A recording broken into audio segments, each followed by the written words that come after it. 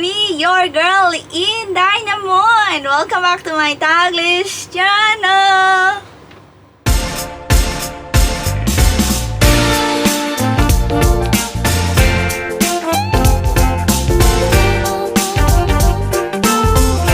Hello guys! How are you all on the other side of the universe? So guys, for today's video, are you ready for some ghost tour? Night ghost tour for today's video dito sa Echuca, guys. What are we waiting for? Happy watching! So guys, we're here at the Port of Echuca again, but we're not going on a boat tour today. We've got like an after hours or like a nighttime tour, which I think we walk around the local area and we learn about the historic parts, and I guess there's the darkness involved as well. So we learn about the history and yeah, probably the more, I was going to say the dirtier side of Echuca, but maybe the more darker part of Echuca. Okay, we're nearly where the tour starts, so we'll join back in once we're settled in and yeah, made ourselves known. Hey, bye.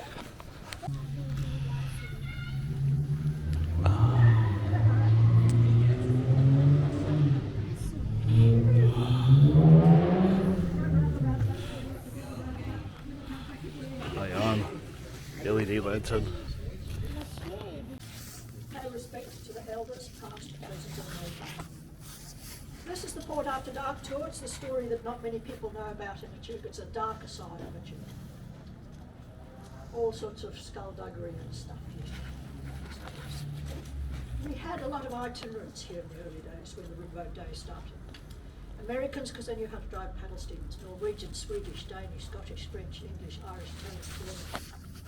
All those, plus Chinese. Lots of religious and cultural differences. So they hated them. They couldn't afford guns, so they had knives, and they used to stab each other with great regularity. The Murray River's just over there, so that's where they chucked the bodies.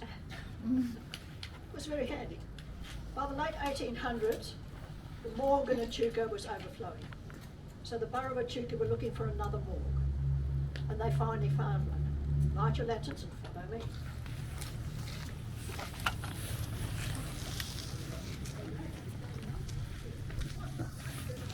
Don't know how.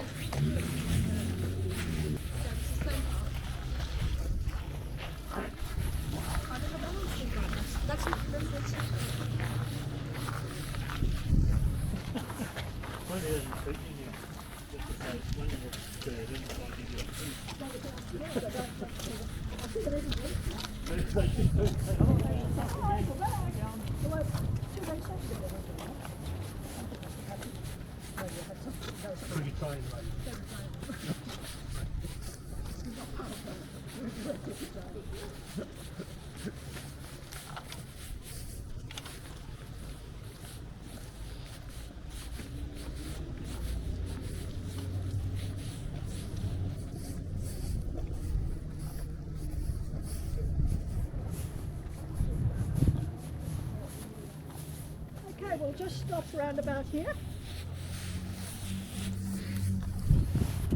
Now this plant is very important.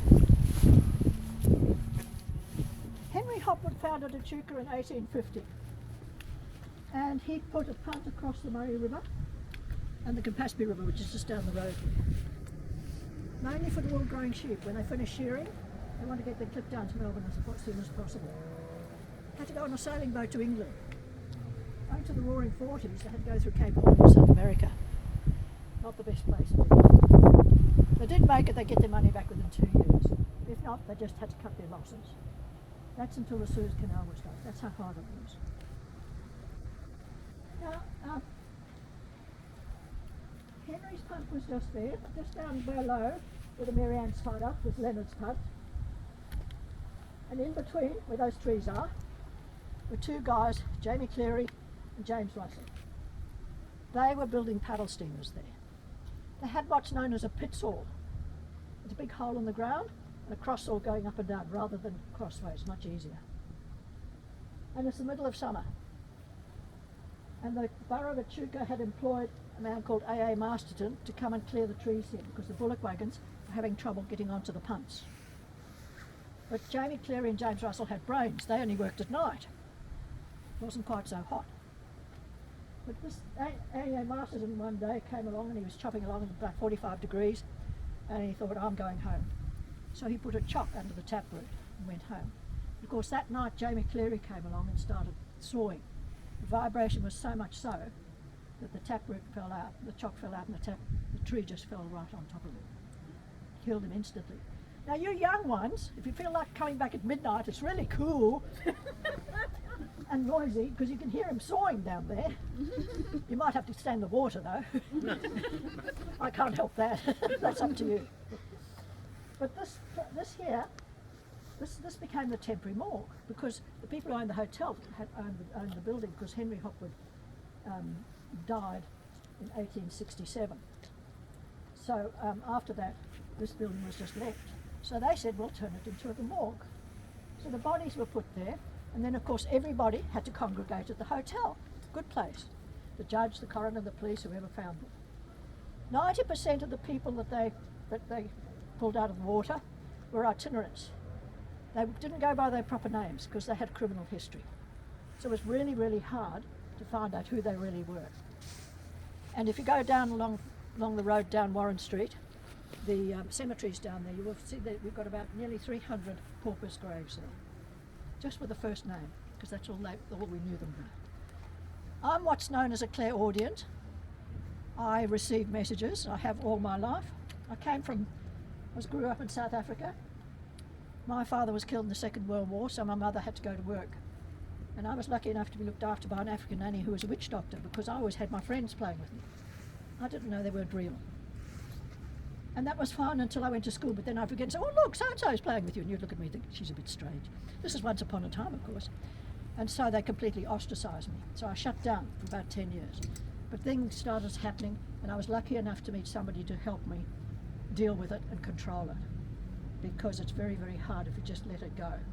Because there's just as much bad out there as there is good.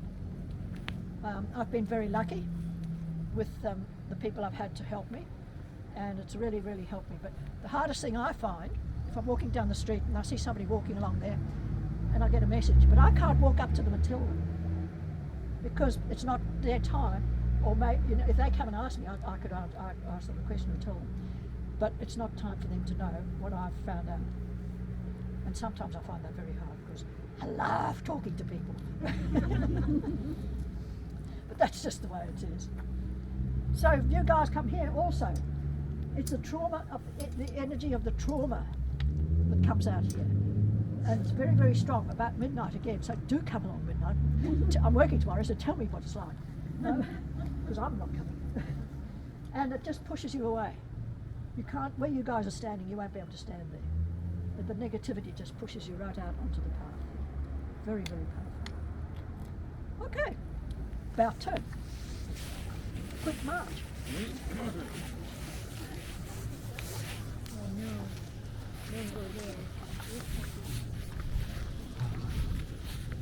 Mabuhay.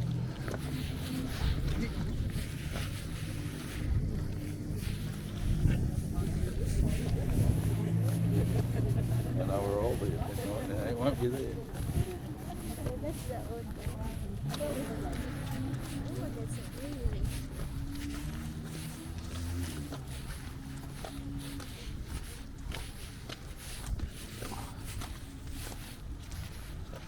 We'll just stop here.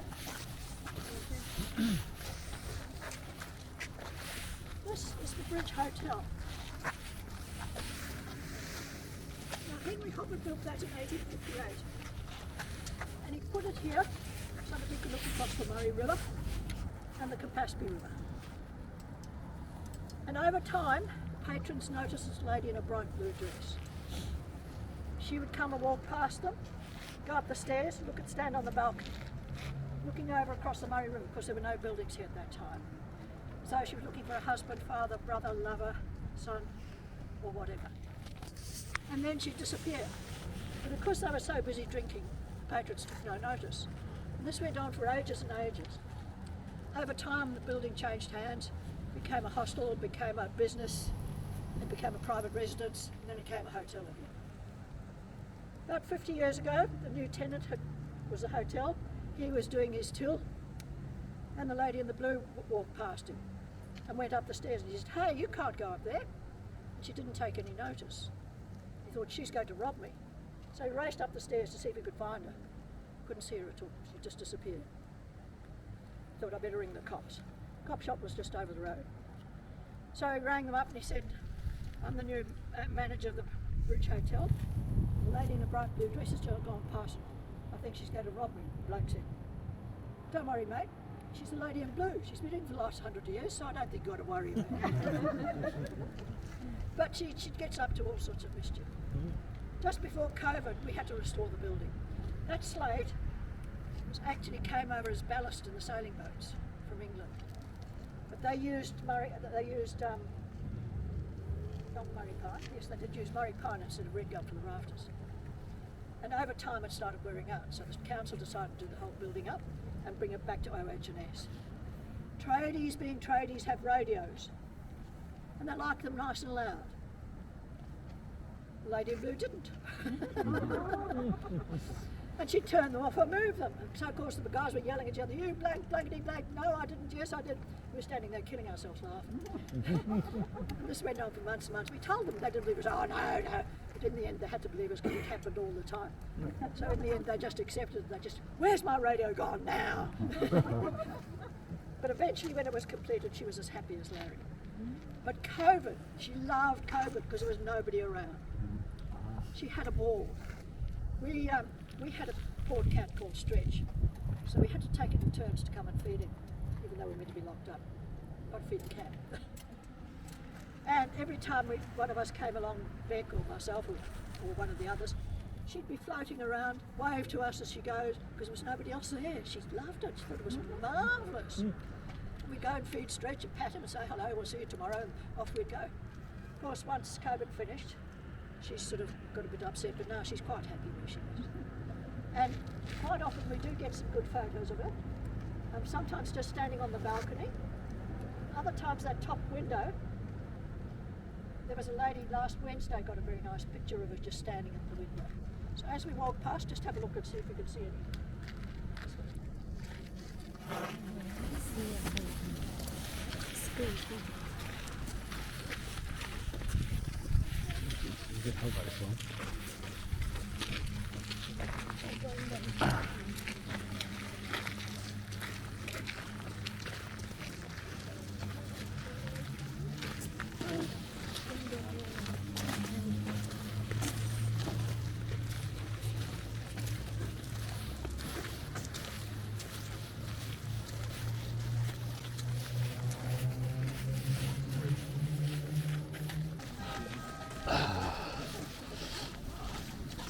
Doha.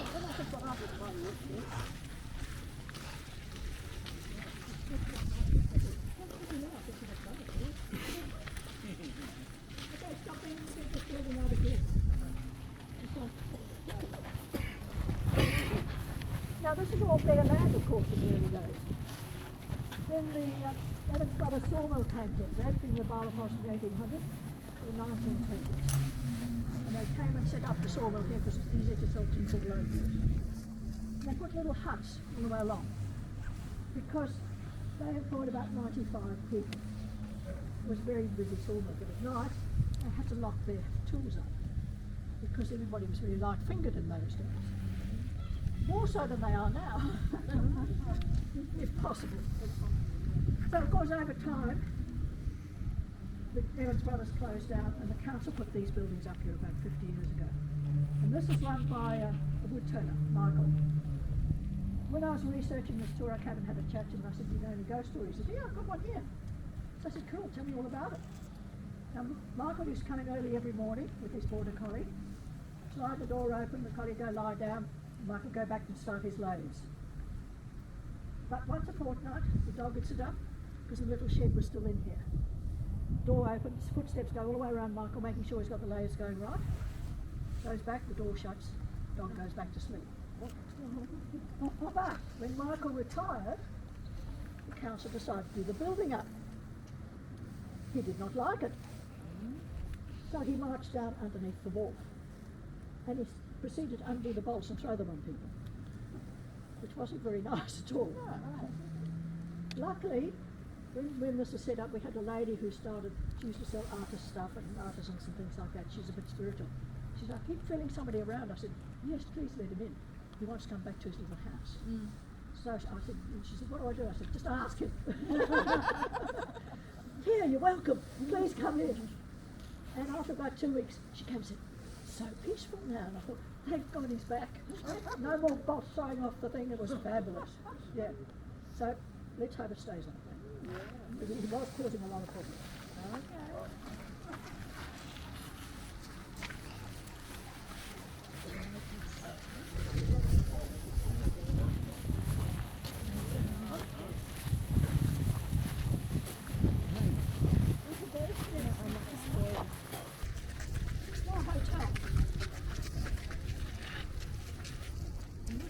Welcome to come down into the underground bar. But we'll do it anyway. This was built by James Shackle, who had the Shackle Bond Store. In the early days, they had the bond store and the customs house, because any goods that were delivered onto the wharf had to go through customs first. They're going to New South Wales. So this is in 1864. This was made of red gum slabs.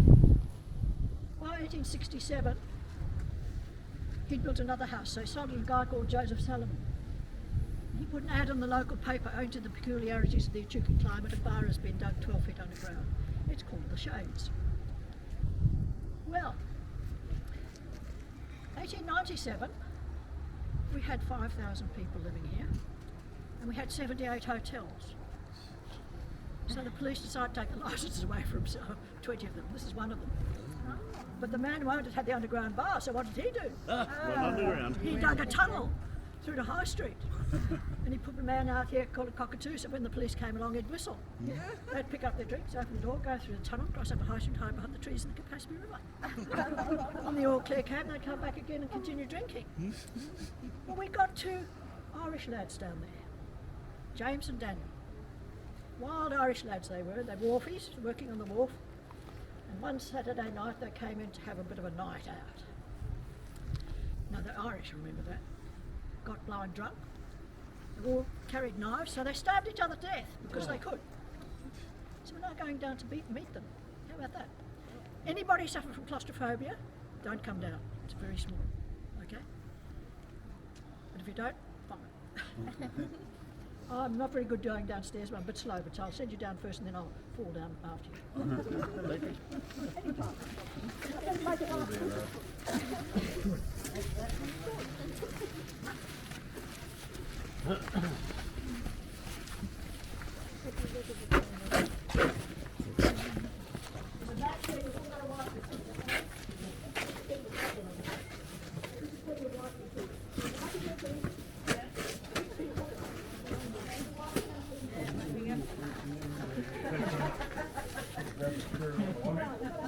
Free beer. Let me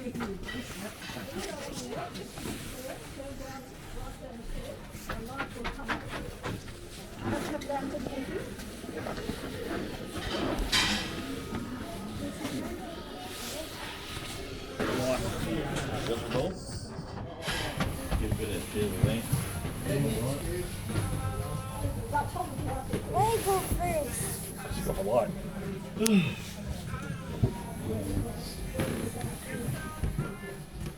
Go underground.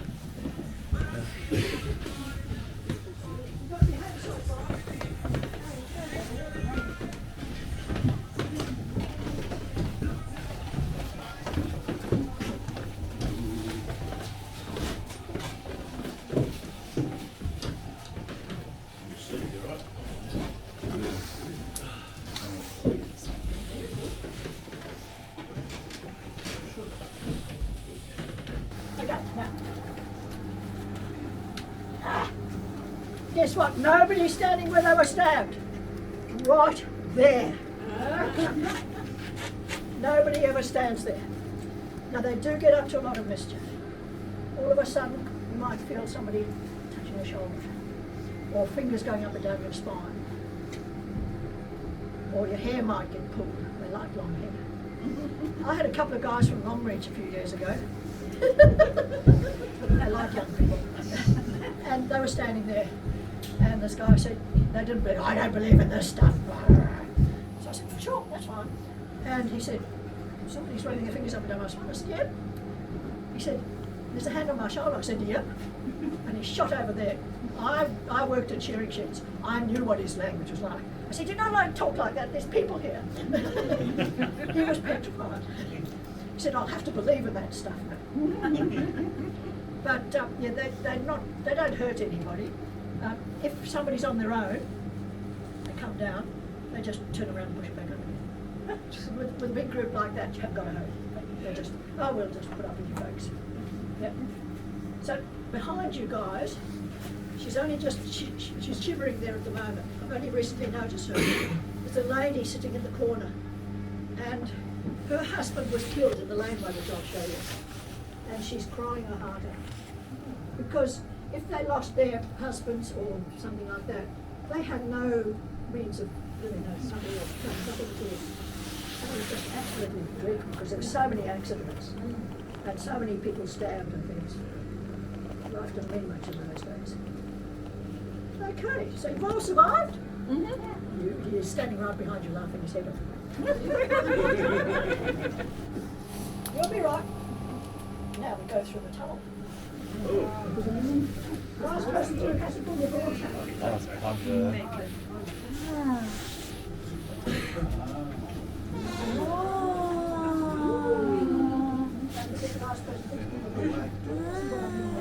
You go first. Yeah, last person through, pull the door shut.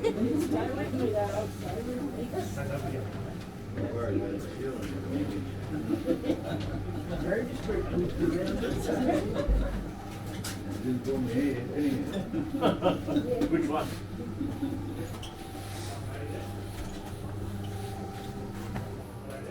Do you go first or?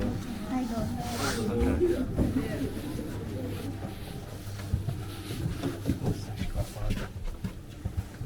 It's like bigger than some of those mines. It's bigger than some of those mines.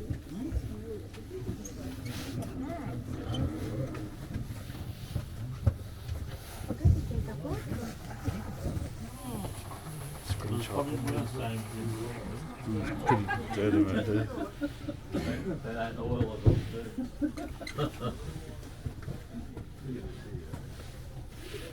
Lucky you're here. Is it the restaurant?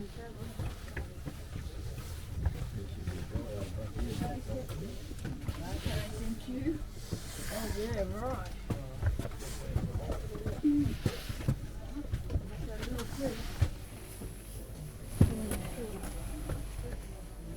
Steep steps.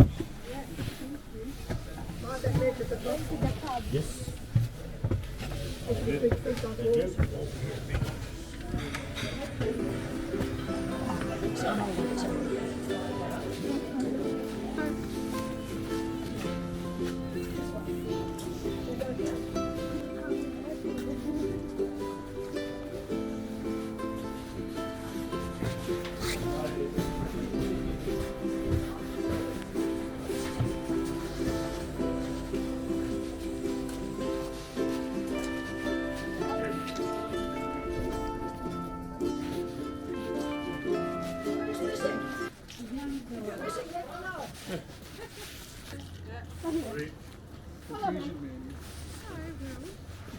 Oh, it's one of the ones we could have walked down earlier.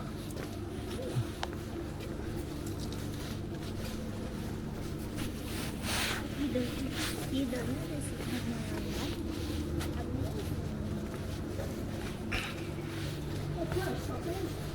Stop it now.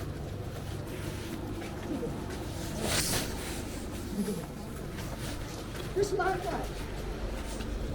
90% of the murders happen there. Oh. So, Wharf, they'd steal something, they'd race down here, right through there on the other side of the road, past the river. That's where they go. And of course, as they're running down there, they're getting chased.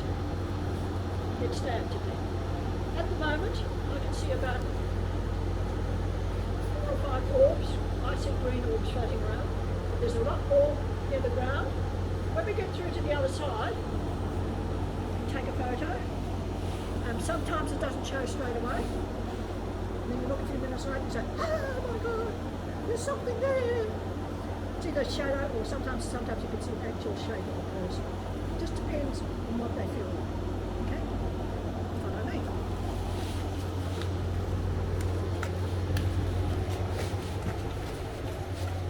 Oh, there we go.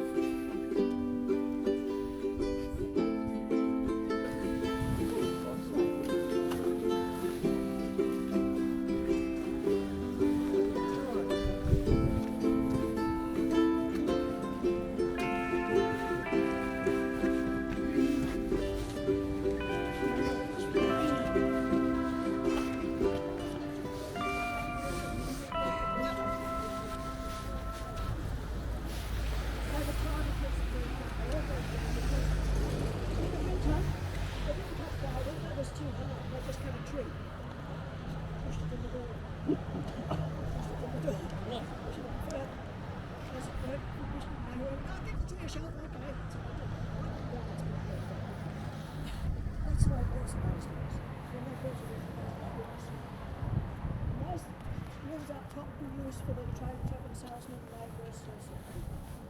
There was a young girl called Greta. Dreaming of being she was only about 16. And one night she got raped. Fortunately, she became pregnant.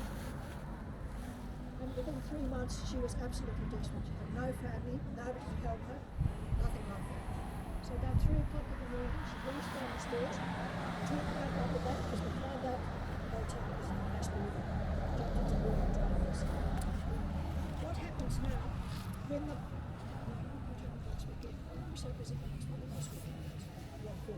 yeah, Echuca was booked out.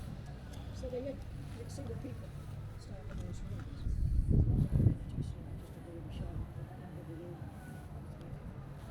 And young lads get nice and drunk, go back at about 2 or 3 o'clock in the morning, standing on the stairs. And she's running down, goes straight through. Oh, what's going on here? They just vaguely remember something going through them and then to see it. And it's here upstairs. We had to go back and check it out. So it was very tragic.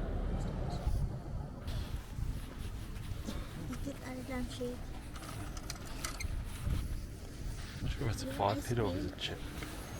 Oh yeah, it was very nice. In the early days, the old timers used to have their shacks on the capacity of the railway workers and timber cutters at their farm. This old timer was getting ready to retire. In those days, they didn't believe in banks because they ripped you off. So they saved all their money under their mattresses. This old guy was just going in, he had his swag all ready for a walkabout. And he was getting a couple of other things, and then he got back all his money had been stolen. It devastated him so much that within 2 weeks he died. They called it a broken heart. course, we call it depression. But what happens, especially when you come out of subway, guys are putting their wallets in their pockets, and girls are still doing like that, nurses. All of a sudden, I feel somebody looking over their shoulder, nobody there. His shoulder, nobody there. We call him the money seeker. He's looking for his money. And he's very, very strong, very, very powerful. A lot of people feel it. They don't see it, they just feel it, somebody looking over their shoulder. Hasn't found it yet. So I don't know what will happen if it does. Could be interesting. Don't trip or anything along here.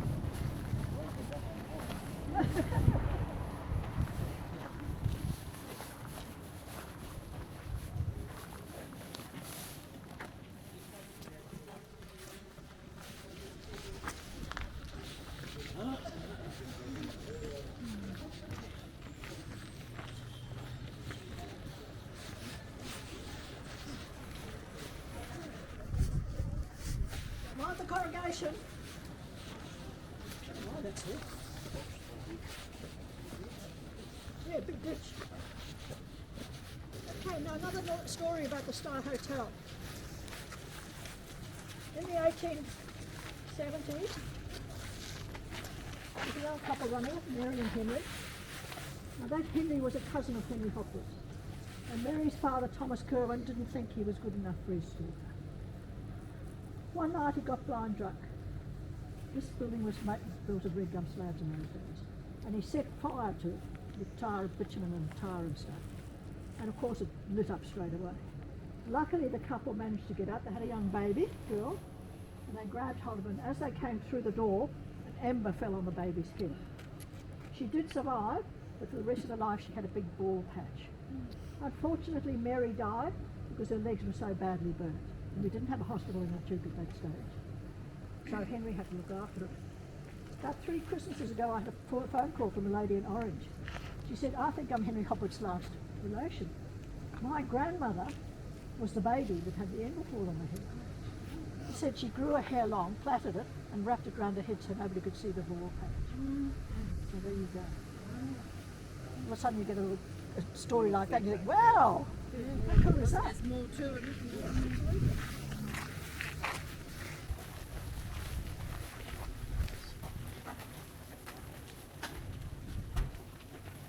Oh, the doorman. And guess what doormen have? Special privileges. They don't like anybody, don't let them in.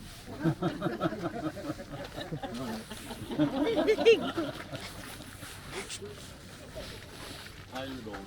Yeah, you let them all.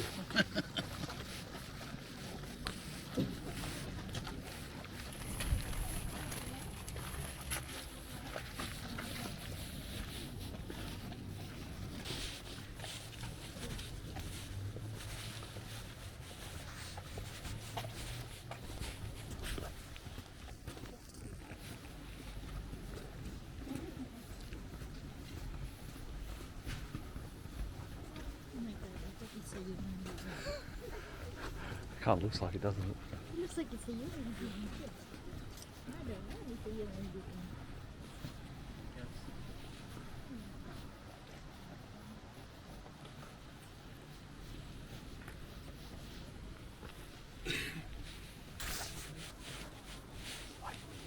Any of you been on a cruise today?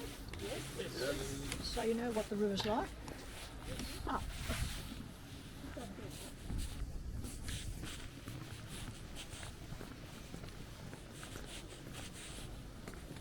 So as you can see, we're loading from this level.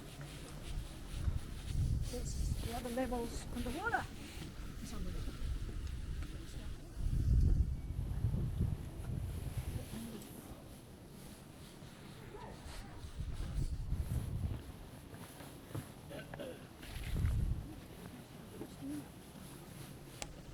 Okay, now this is the Murray River.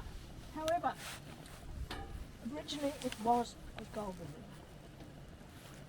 The Murray River is further upstream and the River even further upstream. But then we had what's known as the Cadell Tilt occur 40,000 years ago. It changed the course of the Murray, the Goulburn and the Edward. The Goulburn went upstream, the Murray came down here and Edward in between.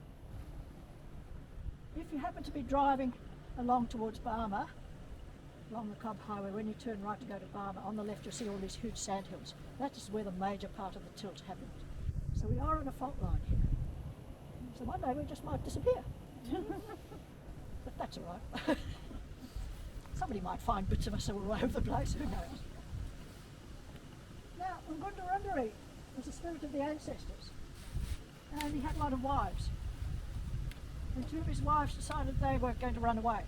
They met up with Pundi, the spirit of the Murray cod, and they asked him for help, so he said, hop on my back. And as he took off, Ngundurunderi spotted him and threw his spear, landed on the bank. So Pundi swished his tail. Well, this happened all the way downstream towards Lake Alexandrina. And that's why every time Pundi swished his tail, it created a bend. Every time Pundi threw his spear, it created a creek, tributary, or another river. That's the Dreamtime story. Now, the other story, the bridge. It was completed in 1878. And it was built by the Deniliquin Rail Company. Oh, ding dong, they were calling. And they wanted to get the goods down to be processed, the wheat, oats and barley and things like that. 1877, there was a lot of scaffolding there, itinerant labour, not very experienced. There was somebody pouring concrete down one of the pylons. And all of a sudden there was a mighty crash, scaffolding collapse. All the people on the wharf here felt the vibration. Bodies flying everywhere into the river. So they left on their boats, crews up there to go and rescue as many people as they could. 6 people were very badly injured. So they put them on a train and took them to Bendigo to the hospital, the closest hospital. But there was only one left alive when they got there. One guy unfortunately fell feet first into one of the pylons. He's pouring concrete into the pylon. And when they went to see if there were any survivors, this is what people didn't understand. All his head was sticking out. And he was saying, help me, help me. And they just decided they couldn't do anything about it. So they just poured concrete over the top of it. Yeah, because they couldn't see how they could get him out. But that's what it was like in those days. We didn't try to do much to help people. So if you happen to be going underneath the bridge or walking across the walkway when there's no traffic, you will hear knocking on that pylon. You reckon it's him trying to get out. Yeah, he's kept on saying, help me, help me, help me. I just poured the concrete over. Those were the days, my friends. Okay. It's interesting, I never usually let her have that much steam. I know a bit about paddle steamers because I just happen to have a captain sticker. I got my ticket in 1987. That sounded interesting. And I drove the Canberra and the Emmylou for 5 years. And then I went to WA and learned to drive jet boats and play with dolphins for 6 years. Then my daughter came out and said, I look after the grandchildren. So of course you do. Because you can feed them raspberry cordial, chocolates, cakes and lollies and send them home. It's really cool. One's 21 and he's 6'7", so I can't do anything about it now. But he thinks his grandma's cool, so that's the main. This one.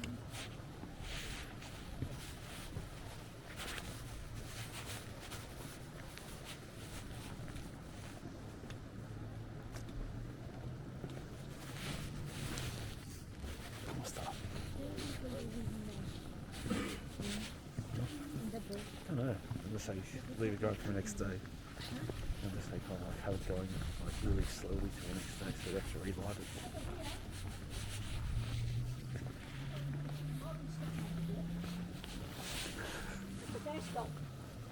They come and rip off the roof nails, they come and fall on off the boat, they shit all over the wharf.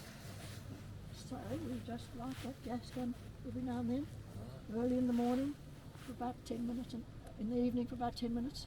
Wait another couple of months and do it again. Oh God!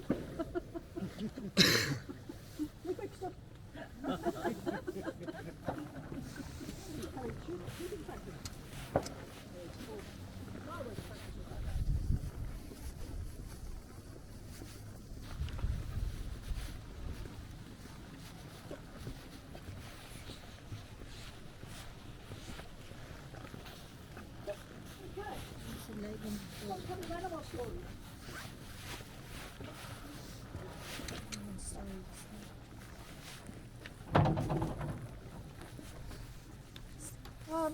When that bridge was being built, there's a wooden bridge on the other side so that mostly the market gardeners would come to work with their horses and carts because they had their market gardens all along the river.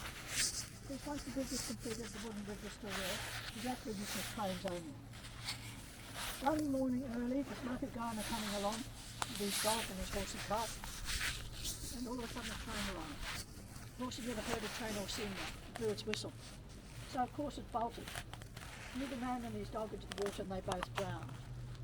What happens now, in the summer, just this side of the bridge is a normal beach, which isn't a beach at the moment. On the other side, another bit of a beach, which isn't a beach. And they sit there with their shorts and thongs on their stools, throwing a line in ready to catch a Murray cod. All of a sudden they feel a cold nose on the back of the legs or paws on their thighs. You reckon it's the dog looking for his master. But we've got a more modern one. Kevin Hutchinson was a shipwright who came here in 1973. He restored the paddle steamer Pevensey. He actually restored 5 paddle steamers and 3 barges. He lived for the wars. He was a shipwright, engineer, skipper, you name it, he did it. Loved the war. He only died about 6 years ago. He had a black Labrador called Gypsy. Everywhere Kev went, Gypsy went. Of course, over time she got old, so they carried down the stairs off the boat, carry up, all that sort of thing. In the end, she was so old, behind the train engine there's a picket fence. She used to lie there during the day and walk in the winter. Come on, Gypsy, well, eventually she died, so she's buried there. But what happens now, because Kevin died about nearly 6 years ago, and he comes and walks along here every now and then, and Gypsy's following him. And you know I told you about the cat, Stretch. Well, we had to put him down a couple of years ago. And Kev always used to pick Stretch up, wrap him around his neck and go like the boiler in the steam display. So Kev comes along, chucks a cat round his neck, Gypsy follows him and they wander back into the steam, like the steam display. It's really cool. But I had a couple of guys, security guys, come along. And they said, we've got a bit of a story to tell you. I said, what? Every time they come in to walk around, a dog follows them. They can't see it. And I reckon that's Gypsy just making sure, doing the job properly or else, because Kev was very fussy about his wharf. I don't know what he thinks about these olive trees that are in the pot there. I can't handle that. Who put olive trees on top of a wharf, for goodness sake? But anyway, that's the way it goes. Okay.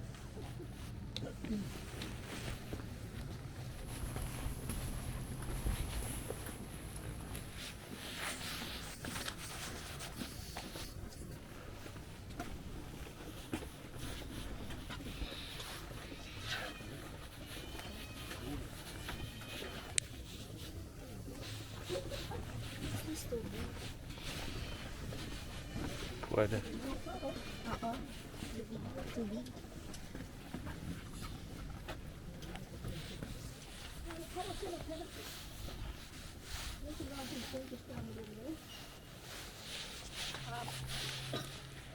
In the early days when they went up and down the river train barges, the skipper's and engineer's wife used to sleep in the cabins here. Now the back cabin was the one where the skipper's wife used to sleep. And in the 1930s, Pevensey was cruising along the Darling River and they stopped and had a meal on the banks. And the skipper's wife wasn't feeling very well, so she went to bed early. But that night she was murdered and they never found out who did it. Now 30 years later, the peg was tied up at a place called Slaughterhouse Bend in Mildura, and she was going to be left to rot. And an itinerant came along and thought, gee, this would make a nice house. He chose the back cabin to sleep in. A few months later, a couple of young lads wagging school, they came along and they thought, oh, we'll explore the boat. Opened the back door and there was a dreadful smell there. He'd died when he was left with just skin and bone. But when Kev brought the boat up here and restored it, we had an engineer called Jeff Corrie who come and light the boiler. Jeff Corrie was an ex-charcoal burner timber cutter, real character. Hello Jenny, how the hell are you? One of those type of guys. Fabulous guy. He spun the arms at you never heard in your life. He could go on and on all day. Had been mysterious. So he's lighting the boiler and all of a sudden he hears his footsteps like a man's and a woman's. Comes down to the engine and he's looking around, couldn't see anything. And he went upstairs and followed him all around the boat. Back up to the engine and thought, I must have had too much to drink last night. So he didn't drink for the next 4 nights and it happened every day. In the end he thought, I better ask the guys. So So we asked, they said, we've been waiting for you to ask us. So they told him all about it, and he was quite happy after that. Well, about 5 years ago, we had some paranormal people come here. And they put all sorts of gizmos everywhere. And in that back cabin, they put a microphone. And all of a sudden, we spent hours and hours checking all the gizmos. It was fascinating. And all you could hear was, leave, leave, leave. And it got stronger and stronger in that back cabin. Great. So if you go, when the Pepperseas, you go for a cruise on the Peppersea one day, go and sit in there and see what happens. Yeah, get out or else.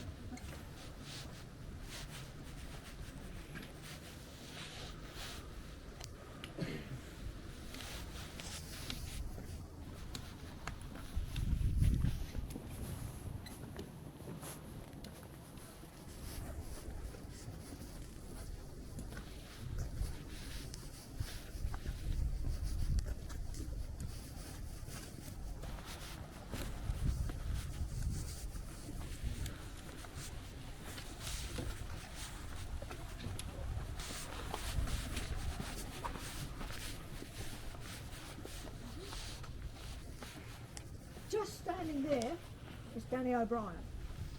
He was a pickpocket. He was only about 14 and he employed all the young boys, young orphans, about 4 or 5 or 6 and fed them, drove them, taught them to pickpockets. And he was doing a thriving business. And one day one of the kids saw Wolfie having lunch and he thought he was a bit hungry, so he crept up to go and steal it. But the Wolfie spotted him, got his mouth, right? And so he killed the kid. So Danny O'Brien jumped in front of him. Went straight through his heart and killed him instantly. Which was a shame in a way because those kids then had nobody to look after them. And within 3 or 4 months they all just died of starvation. That's what it was like. Especially in the 1800s, the late 1800s, we had a huge depression and a massive drought. It was really, really hard. So that's poor Daniel O'Brien had this story. So we went for a tour on with Beck today. When she does this tour, she hates camping, she's fine, she squeaks it. Because Danny O'Brien is a lot of fun with her. He grabs her key and gets stuff out of her pockets and drops them. And she freaks out, she squeaks it. The more scared she is, the more he does it. It's hilarious. It's like, come on, Beck, just be tough. She said, I'm scared stiff, I am. No, she didn't. She was inside. Yeah. She walked around. No. She's petrified. I just always have a dig at her. So that's where two Wednesdays ago, we were just standing here, there was a sugar glider going up there, and then I flew across to the tree. First time I've seen one, I think it was 16 years this time. I knew they were around, but I've never seen one before. Beautiful animal. Okay. I don't know how they survive with skirts. Going up and downstairs and getting stuck, corsets and all that stuff. Well.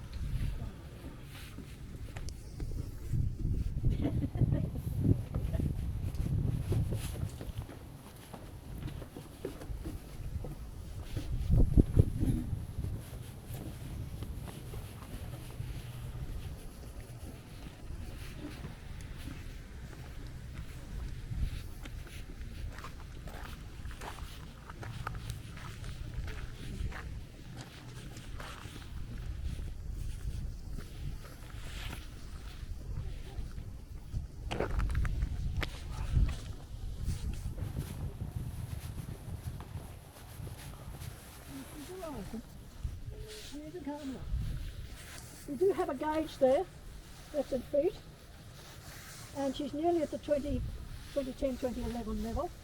That's about 24 feet. But we think she's going to get up to about 2016, which is 29 feet.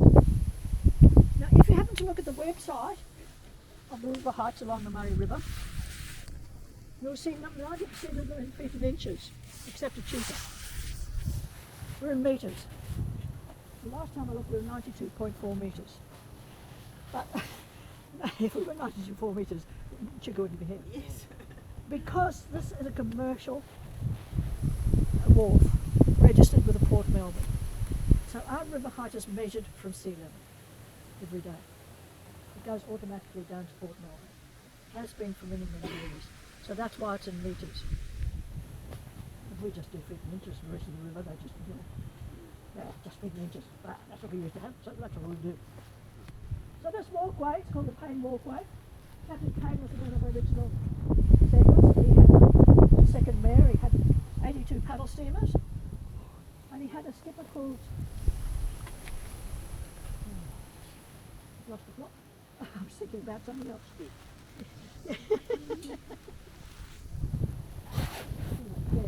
Anyway, he had a boat called Kelpie, English, John English, and the paddle steamer Kelpie, and he was taking a load down to Barron, and he was running really late. The river was dropping really fast. Paddle steamers have flat bottom, which is very handy, and only draw 45 to 50 centimetres. That's all that's in the water. And as he's coming up to Barron, he meets up with this rocky outcrop. Just where the new bridge has been built, we've got the Murrumbidgee Reef. Further down, we've got the Bitchin Pubs at Tullyboat. Well, this is just coming up to Barron, and he thought, well, this is not going to stop me. So he turned his boat round, got a full head of steam, went flat out towards the rocks. Luckily, it created a bit of a bow wave, so she sort of scraped over the rocks. But by the time he got to Barron and had a couple of ales, he was telling everybody she flew over the rocks. So to this day, it's always known as Kelpie's Leap. So there you go. So we do have another ghost here. John Inglis, no, not John Inglis, Chris Hansen. He was a Danish skipper, and he had paddle steamer Maggie and the barge JL. And he was loading hay to take to Peracuta station. And the crane driver was going mad because John Inglis was Chris Hansen was a dreadful man. He used to yell and scream at everybody. He hated everybody. Everybody hated him. And the crane driver got so desperate in the end, he just slung the bale round as he was looking over the edge of the barge. He fell down head first and crushed every single bone in his body. Well, to this day, he must be swimming now because he walks up and down along the wharf every day, all day, just walking up and down, muttering and cursing and complaining. That's his punishment for being a horrible man. Okay. Okay. Up. You get your race scars up here.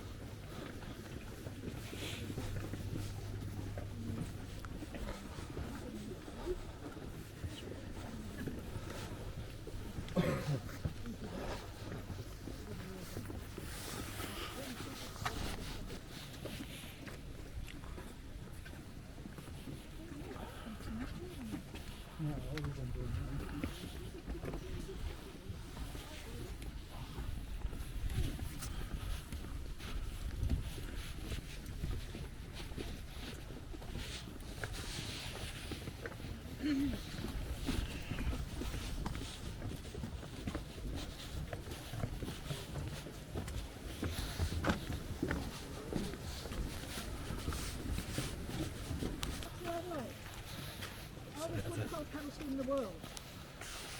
Built in Echuca in 1866. She's got two 18 horsepower steam engines. She's the most powerful boat on the river. She has been was restored in the 1980s. Kevin restored her, and we have been using it as a weekend. Carrying passengers.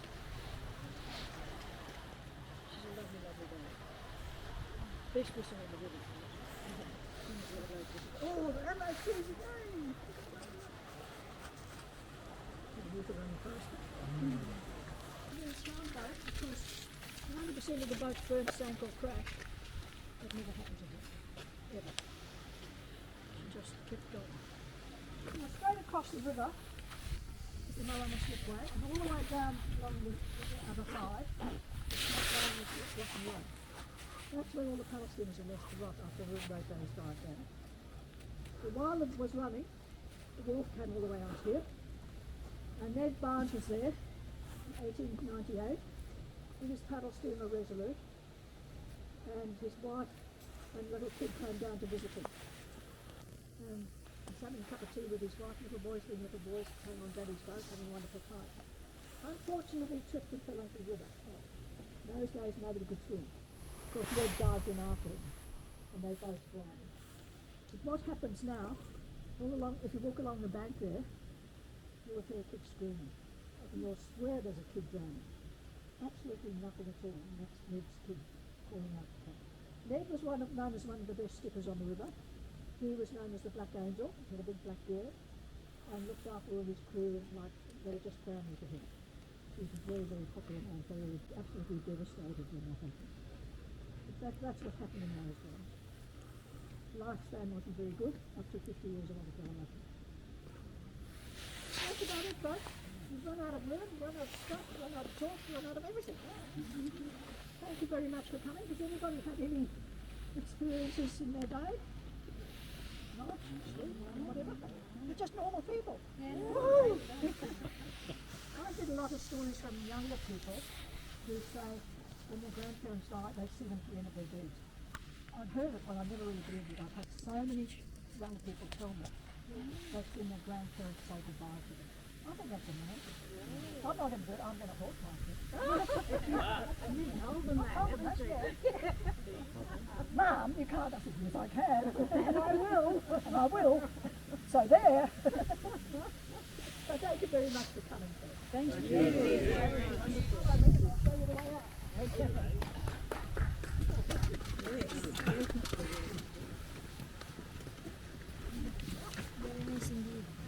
Yeah, I'm sorry.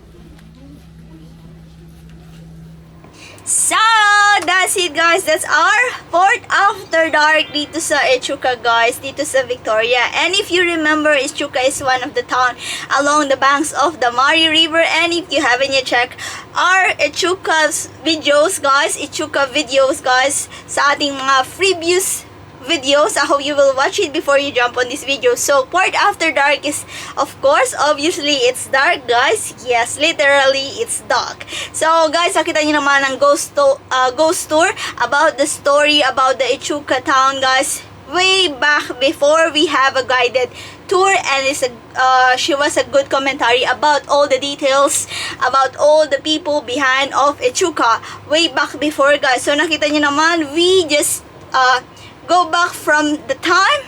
So, nakita niyo yung mga dark secrets about the Echuca, and if you listen it very carefully, if you remember guys, Echuca Port of Discovery Centers, they also have other classified tours like heritage walks, like paddle steamers, and what you call the one, the Port After Dark guys. I will put their segments in my description box down below. And if you will be in Echuca in the near future, or you will pass by, we highly recommended to stay here for a few days to discover about the Echuca and the Mari River. So don't be confused. So aside from the Mildura, Swan Hill, Echuca, they also along the banks of the Mari River. Guys, that's the end of our video for today. I hope you enjoyed watching, you learned something today, plus you had fun for today's video guys.